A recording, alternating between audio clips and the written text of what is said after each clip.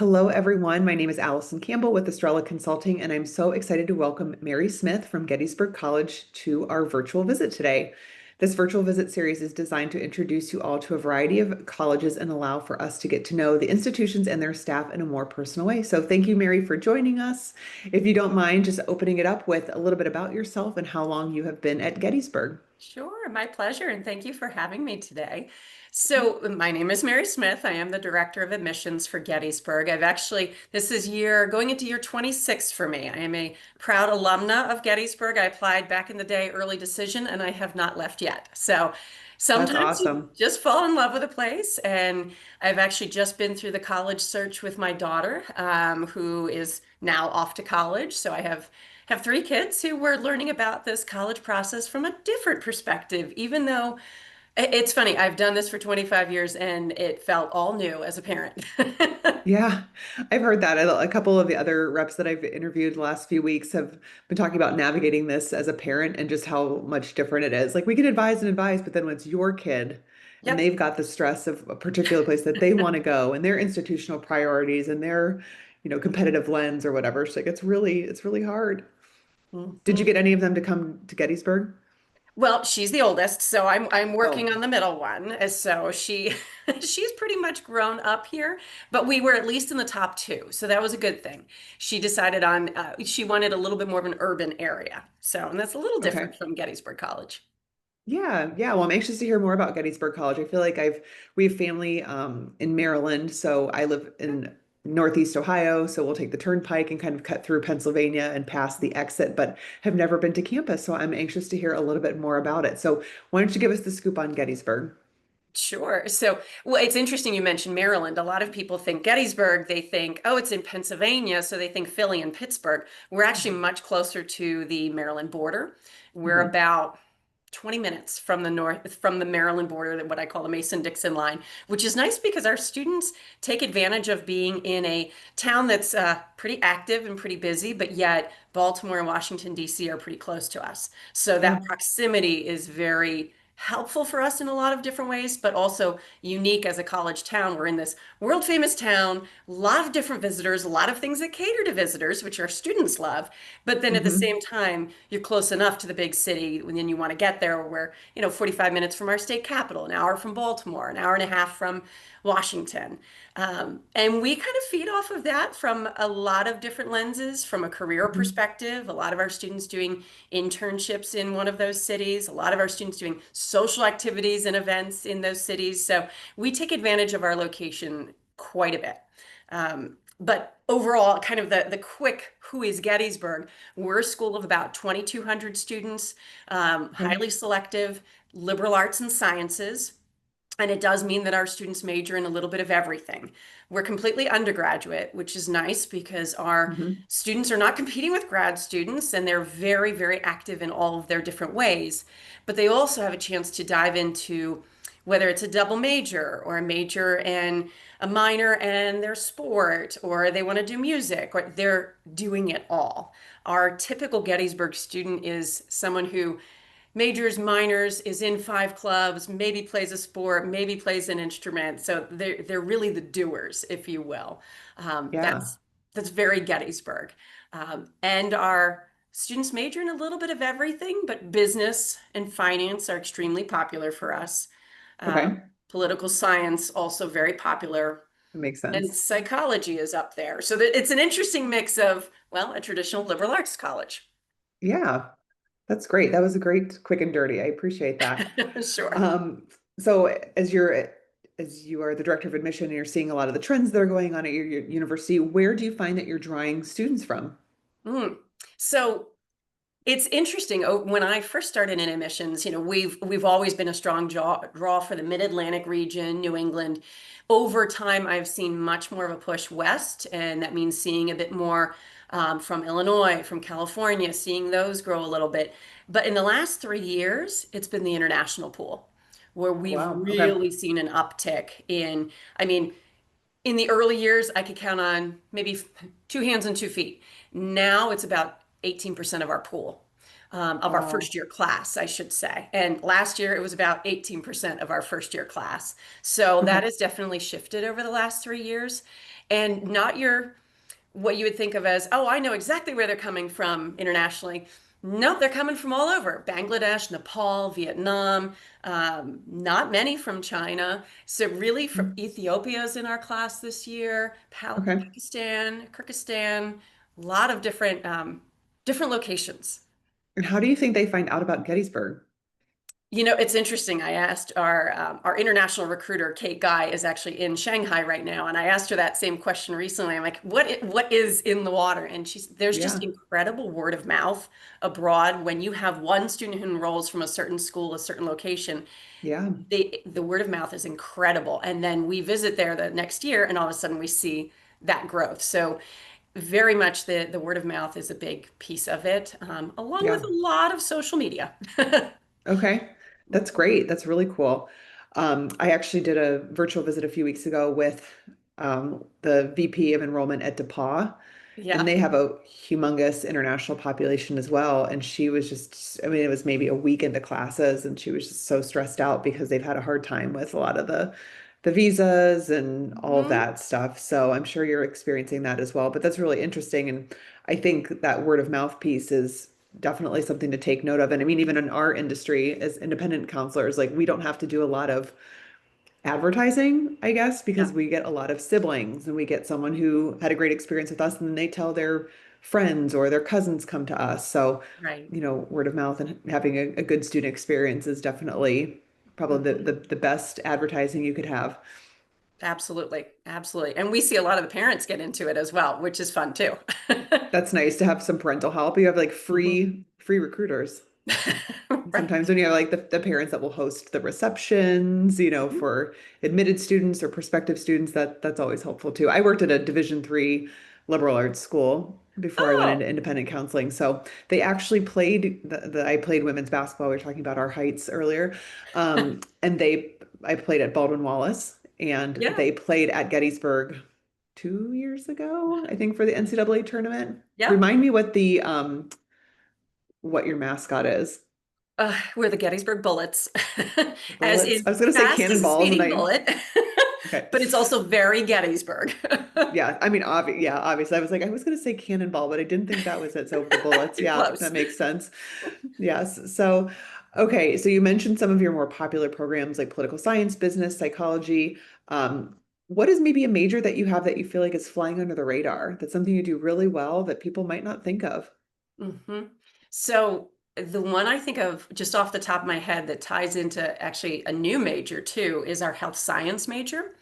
We have a lot of Hmm. students who want to go into OT, PT, pre-med. The difference with a health science major versus, say, a bio major, biochem major, et cetera, is it's 100% focus on the human body. So they are studying all of the anatomy and physiology. They are studying all of the different elements of the human body. And to add to that, we have a virtual cadaver lab called, they're anatomage tables where this is a little too much detail, but there are four bodies in each of these tables, and it is all in a table that you can use the touch of a finger to do full dissections, to do full to really study the human body, and it ties into our health science major. But we have a lot of students who also are thinking nursing, who are thinking, that Hmm. what's next. And this hands-on for them doing the health science major is huge. So much so that we added this year, we just passed a public health policy. We have students who maybe don't necessarily want to go into the details of the science, but they want to represent it from more of a policy level. So, Hmm. and we've got a strong public policy program already. So it was a lot of coupling. The health science program is so strong, public health, and we're getting so much more interest in that area. So we designed a public health policy Wow. major too. So, That's great. It's definitely needed in this day and age to have some policymakers in that field. So that mm-hmm. is very interesting. I love how you tie that all together. So you said you're a highly selective institution, and if we're talking from like the spectrum of students that attend there, do you have an honors program or do you have like student supports beyond just like a disability student services? Like, do you have any type of I mean, sometimes we see like programs that are for geared towards like students on the spectrum or things like that? Or like kind of where do you fall in like Mhm. in And we that do, lane? and we've seen that more over the years that students have various different learning needs. And so about 4 years ago, we pulled together. So we had a separate residence life program, separate academic advising, a separate registrar. And what we did was we merged all of that into the Center for Student Success several years ago. And it has made a huge impact. And it's not just for XYZ student, it's for all students. What it allows us to do is really look at a student from a holistic perspective in terms of their needs. And for some students, that's simply, I need my housing, I need my courses, I need my advisors. But we also see the student who says, well, I'm coming in because I need additional counseling support. And then we find through the process that it's related to residence life, or vice versa. They're coming in for residence life support. And by the way, there's an academic component. So the Center for Hmm. Student Success really pulls all of those pieces together. I think one of my favorite stories, I was meeting with a student just this past year, had lunch with her, and she is high-end, straight A student in high school, had done all of the things, and she was just feeling overwhelmed. So one of Hmm. the things, and I said, you need to talk to the Center for Student Success because they have academic coaches. So you can schedule a meeting with an academic coach who can just sit down with you and say, well, how do we prioritize this? How do you think about this in a different way? Yes, you've got a lot on your plate, but what's important now? What's important tomorrow? What's important a week from now? And Yeah. how do we just plan this out? So I've seen something that was more here, here, here, all come under that one umbrella. And I know it's funny, it's called the Center for Student Success, but I've seen it to be very successful over the past Yeah. several years. That's a really good point. I feel like, I mean, maybe, and I kind of teed it up that way too, like, really high achieving students and students that might be struggling, but like you've got high achieving students that are struggling, but just with a different aspect, like you said, Right. with mental health, or they're feeling, so overwhelmed that their executive functioning is like to the point of burnout, or Right. maybe socially they're having a hard time connecting with a roommate that wants to go out and have fun and do all the social things, but they can't understand Mhm. why they would want to do that when they should be studying and taking things more seriously. So, that's a really interesting lens. And when you have a smaller school, I'm sure too, like that allows for a little bit more personalized support versus some of Mhm. our larger institutions. So it's a really good answer.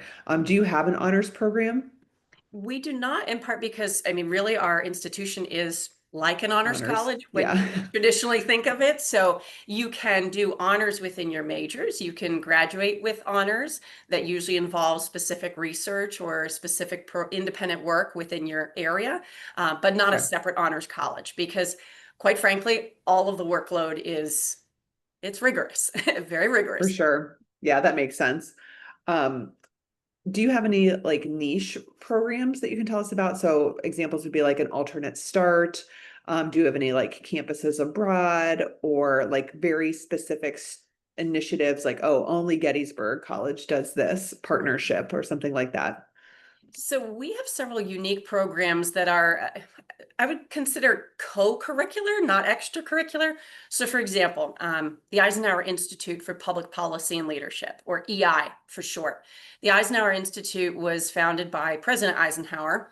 I'm actually in his office, not physical space. He was across the hall, but President Eisenhower had a huge part in our campus during his time after his presidency.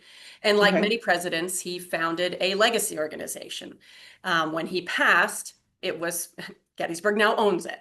And so we have offices a block from the White House and right here on our campus in his former home. Now, what that allows us is direct connections to DC. So the student who's very passionate about political science, oh my gosh, there's a niche there. But at the same Okay. time, we have students who want to study health policy or environmental public policy. And it all ties into the EI because they're looking at how public policy affects their discipline or their area all across. So you don't have to just be a poli-sci major to be involved. So that would Okay. be one of, I'd say, three very unique programs. Well, four. I'll give you four. Okay. See, I'm here Eisenhower for it. Let's hear Institute, them. Okay. the actually, the one I chose Gettysburg for back in the day, which wasn't a conservatory at that point, but I came into Gettysburg because of its music program. We have a Okay. fabulous music program here and a full now conservatory of music, which you don't often find at an undergrad only school. Hmm. So again, the conservatory students, they're not competing with grad students. They're the prime performers, they're the primary people working with their professors, and they're doing music at a very high level. So the Yeah. conservatory would be the second piece. Okay. Third piece would be the Garthwaite Leadership Center, GLC for short. We have a lot of fun acronyms. It's a Okay. leadership hub. And again, specific to undergrads, but they work with coaches, they work with classes, they work with clubs. And essentially, students are talking about the pedagogy of leadership, and they can actually do a full year-long certificate program and add that to their diploma, if you will. But the leadership program really elevates what they're already doing inside and outside the classroom. So They're that's, like learning how to be leaders, yes, essentially. Not yes. just, okay, that's awesome. Like a structured framework for being a leader. And what I love about it is it takes students where they are. So for some students, it's, hey, I want to be a leader on the football field. And so they're talking about it in that context. And for some, they're more introverted and they look at it as, how do I become a better public speaker? And how do I use this program and these opportunities to improve my public speaking skills? So it Okay. really meets students where they are and helps them build up. That's great. I love that. The last one you might expect for Gettysburg, but I'll mention it. We have a Civil War Institute. Ooh, okay. So, and it has national touch points. I mean, there are people from across the country and across the globe who want to study the Civil War and specific to Gettysburg. So we For have that. sure. Do you have, like a pretty strong history? You mentioned political science, but do I feel like that's different than history? Do you feel like that history is this popular major? It is. It's not in our top five, believe it or not, but it Okay. is a strong major. I mean, to me, personally, there's no better place to study history than at Of Gettysburg, course. where you're immersed in it. But at the same time, it's not just American history. Students who are history majors, they're covering all of the above in terms of history. So they're looking at East Asian studies and American history and European history. They're covering a lot of bases. Okay. That's great. That's really cool. I really appreciate those unique things that you shared with us. That's really kind of like what we're trying to get with these virtual visits is behind the curtain things, like what makes Hmm. schools really special. Like I understand that they've got blue lights and, you get an advisor and, things like that. Hmm. So those are very specific to Gettysburg and we really appreciate that. So let's talk a little bit about like the application pieces. So as a student is applying, are they considered for scholarship at the time of application, or is that something like maybe you don't give merit-based scholarship? Can you just explain a little bit about how that works? Sure. Sure. So first, we are a common application school. So the one common form, no additional supplements, just a few Gettysburg questions, and they're simple questions as in, have you visited or will you be submitting your testing? Because we are a test optional school, have Okay. been for about 16 years now that we've been test optional. So common application is the first big piece. And then as students apply, we are automatically considering them for merit scholarships. And we Okay. have a tier from about 30,000 up to 50,000 that they don't have to apply for. They just have to apply. Okay. Just considered at point of admission Correct. or application. Okay. Mhm. There are a few special scholarships that do require an additional step. One, as you might not be surprised, is an Eisenhower Scholarship, and that's tied into civic engagement. It's two short essay questions. Another is tied into our history. So there, we partner with the Gilder Lehrman Institute. The GLI American History Scholarship is another one. Again, Okay. short answer, essay. And then related to the conservatory, we have music scholarships. So kind of our key programs, we have scholarships tied into them. Okay.